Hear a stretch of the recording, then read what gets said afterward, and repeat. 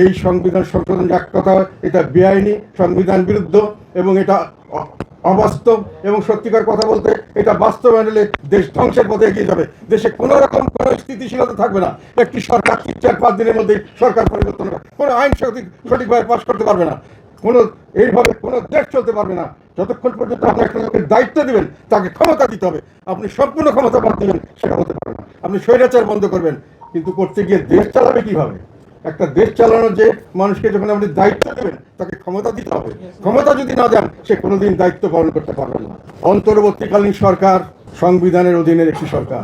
যতই গোজামিল বলেন, এটা একটি সাংবিধানিক সরকার হিসেবে শপথ গ্রহণ করেছেন এবং শপথের সঙ্গে তারা এটা ভাবে বলেছেন সংবিধানে আনার জন্য গণভোটের ব্যবস্থা করেছেন।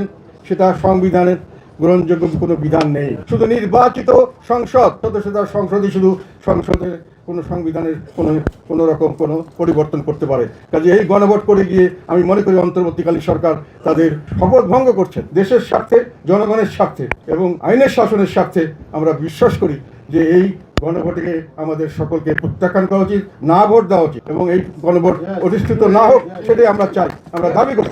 এবং আমি এটা চ্যালেঞ্জ করে বলতে পারি, আমি ডিবেট করতে পারি কারোর সঙ্গে, যে এখানে কতগুলি বিষয় জানা হয়েছে এবং যে প্রক্রিয়া করা হয়েছে এটা অবাস্তব একটা প্রক্রিয়া। এই প্রক্রিয়ায় কখনোই জনগণের মতামত সঠিকভাবে আসা সম্ভবপর নয়।